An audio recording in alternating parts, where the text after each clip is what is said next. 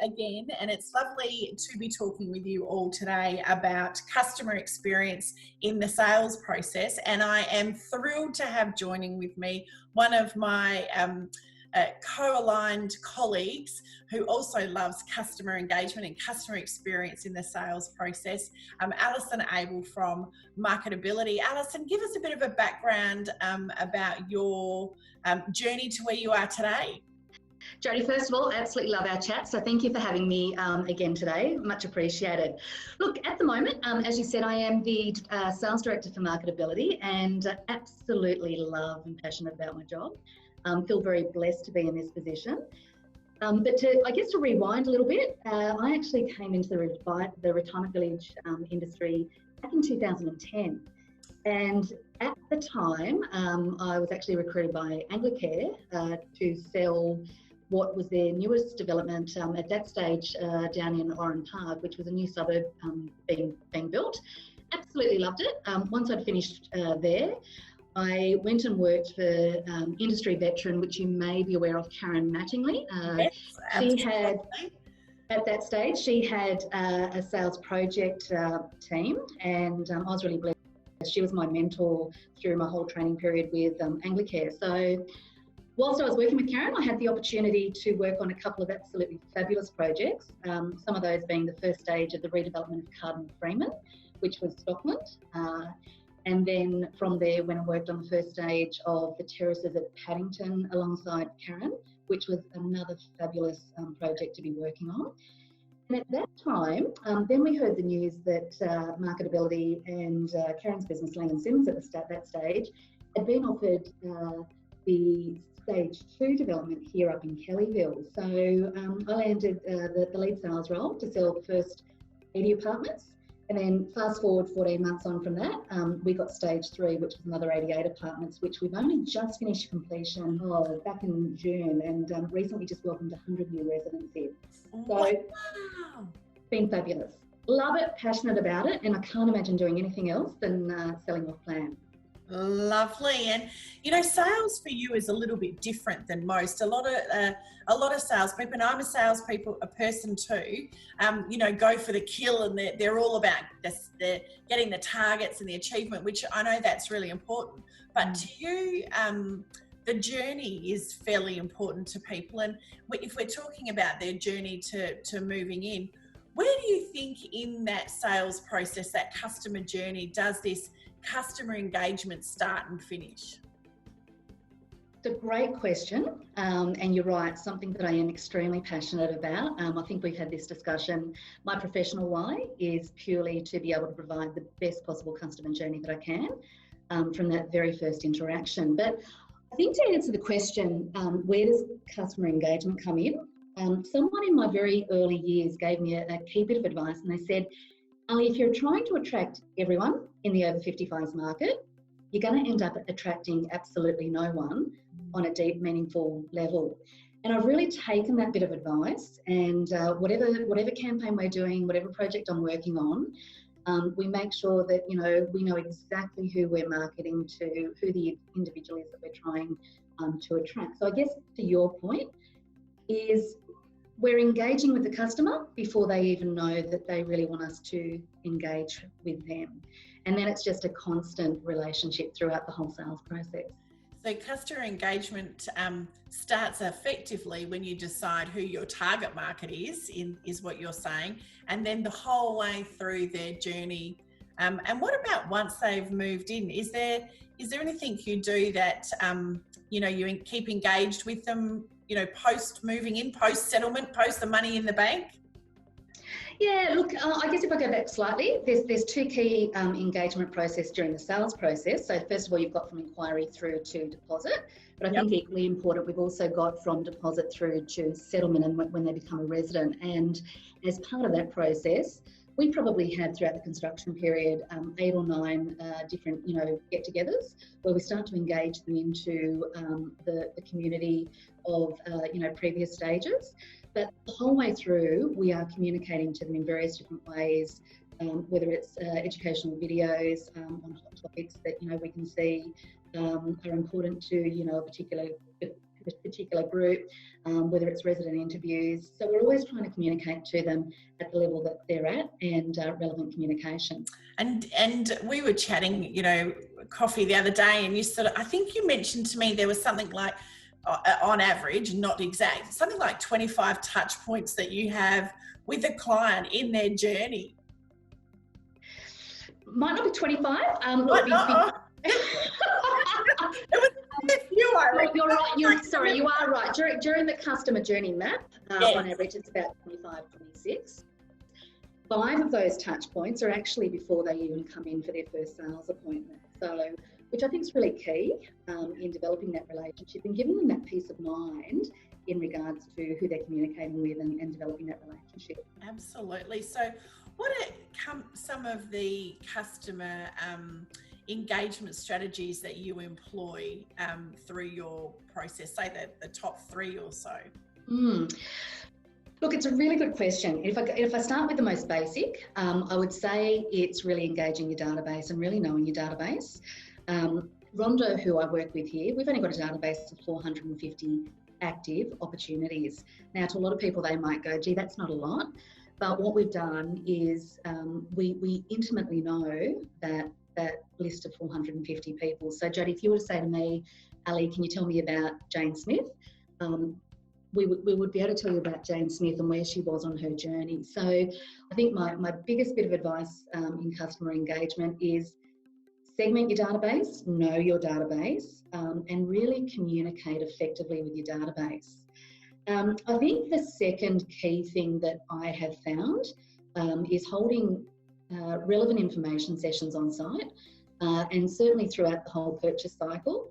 Again, we would normally do 6 to 8 information sessions, quite structured, where we have a balance of, I guess, information regarding the village, but also talking about, you know, contracts, tenures, legislation, and having a really fine balance on the education between the two, where we're making those that have made the inquiry to the village feel safe and secure about who they're dealing with. And the feedback that we get from that is unbelievably positive. Oh, I imagine. And the third one? The third's probably a mix of a couple of things, and I know we've spoken about this, and together we've done some of them as well. I'm a big believer, particularly at the moment in the current climate, communicating, you know, via your videos, direct mails, newsletters, promotional walkthrough, you know, videos, whatever it may be. But again, engaging the rest of the community as part of that marketing as well, and customer engagement. And that's one of the things you do with some of your sales time during the week, don't you? You write your own EDM to your customers.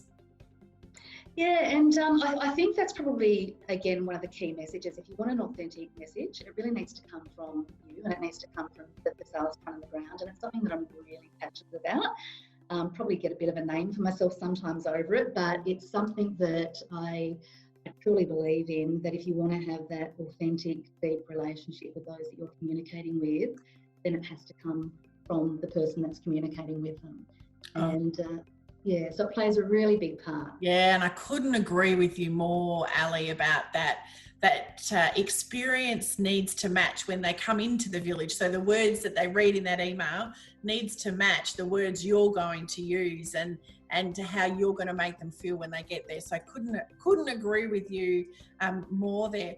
What about those clients that you know, they're a bit standoffish? That you know some of them are beautiful, and you'll strike up wonderful instant engagement opportunities with them. But what about those people that don't give you very much? How do you deal with engaging with them? Look, we've all had those, haven't we? It's interesting. I think we can all relate to that person that's come in with the arms crossed and the lips pursed. I've got to say, I actually really enjoy those appointments. But look, how I guess I overcome it is the key thing is to remember that they've actually made the inquiry to you first. So there's a genuine need, there's a genuine desire. A lot of the time where those crossed arms and those pursed lips are coming from is just a pure place of fear. So how I overcome the objections is again through a really structured sales process. Typically when someone comes in to see me for the first time, we normally spend about 1.5 hours to 2 hours together before they even tour the village, because it's really important for me to be able to sit down with them, understand what it is that has driven them to make the inquiry, what it is that they're looking for, what's important to them when they're choosing a village. From there, we give them an overview of everything that's on offer within the village, and then 50% of that 2-hour appointment is purely dedicated to talking through the financials, again, the type of tenure, the contract, but also as part of that story, weaving in a beautiful story about the things that we know are going to be key objections, and basically squashing them flat before they have the opportunity of making it an objection. And I'll give you a prime example here. We're apartment living. So apartment living, 99% of people that come here, they first say, Ali, I've lived in a beautiful 5-bedroom home. Can't imagine living in an apartment. So as I'm walking them through that sales process, I'm telling them all the wonderful key features of apartment living, the things that they don't even yet understand or know.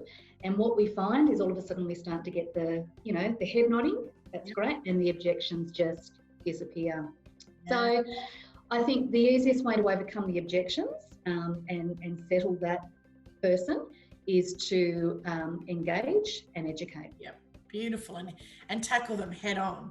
Absolutely, yeah. Yeah, that's great. And so while you were talking then, you also talked about, you had to educate them on all the compliance, the DMF and the contract and stuff. And of course, in every state, we have various compliance things you have to do throughout the sales process. So how do you balance making them feel engaged and a good experience with you whilst also ticking those compliance boxes? No, look, it's another great question, and I think that's why I've developed this sales process that goes for the 2 hours. It has that balance, and as part of that, like, I've created my own little cheat sheet that runs through all the key points that we need to tick off in a very structured format and manner. But we kick off with finding out about them, finding out about their family, talking about what we've got on offer here, and so hand in hand, that whole sales process that I've developed basically is to ensure that you've got exactly that balance of customer engagement and relationship, and making sure that all the compliance is covered as well. And Jodie, I can't tell you, the one thing that we constantly hear here is, wow, I've just never had it explained so clearly. And I think it's important. I think sometimes as an industry, we shuffle around some of that key detail because we don't think that people want to hear about it, but they do. And I think the more that we can educate them on it, again, the safer they feel about the possibility of buying into your community. Yeah, absolutely. That's so true. And you've obviously spent the years, your experience has helped you refine that sales process and that balance, etc. What do you think in your journey, so you started not knowing anything about retirement, and as a salesperson fresh out of school, let's say, into the RV world, and now you've really, had a great journey to where you're really confident and comfortable with the sales process. So what do you think the key benefit has been in that transition to where you are now in this, let's call it customer-centric, customer-focused, sales process or sales values that you have? What have been the key benefits for you, both personally and professionally, perhaps?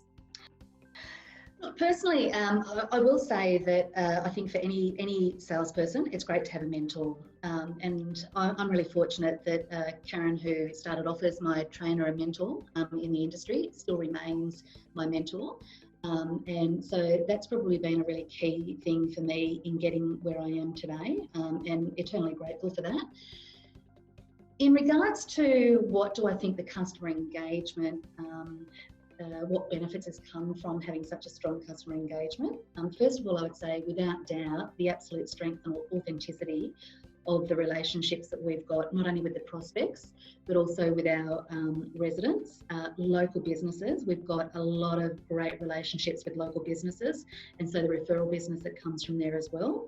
I'd say that's been a massive benefit of developing such a strong customer engagement program. The second thing I would probably say has been the conversion rate. So here at Kellyville, from appointment, we sort of convert 1 in 3, which I think is really great. And I purely put that down again to engagement. Yep. And then thirdly, I would sort of say would be the price that we've been able to achieve. So to give you an idea, in the local residential market here in Kellyville, a 3 bedrooms average price is $810,000. We've been able to achieve an average on our 3 bedrooms of $975,000. Wow, with the DMF. With the DMF, no cap gain.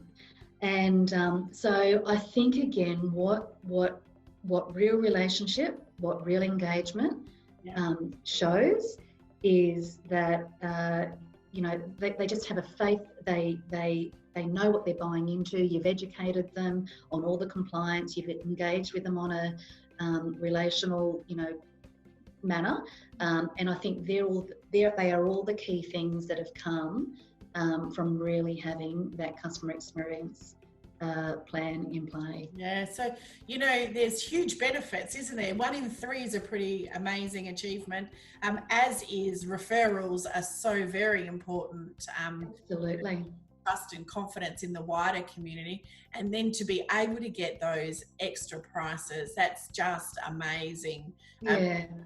Where RV started back in my day, 30% under median house price, not median house price. So that's amazing. That's really good. I think I'm just going to add to my professional bucket list. I want to work with Alison and Abel on a sales project sometime, because we must do that, Jodie. We must. That would be a lot of fun. A lot of fun, but so much of your journey mirrors my own and similar values. But I'm so grateful that you were able to share some of your insights and your learnings with us today, because I'm sure our participants will get great value on being able to understand how really important that customer experience journey is. Is there any last thing you want to share with us? Look, I just like to sort of say, I don't pretend to know it all. I don't. What I've done is I've just sat down and I've figured out what works personally for me. And again, I think that comes back to the authenticity. So I think my last bit of advice to everyone in customer engagement is be authentic, be real, know who you are and love who you are.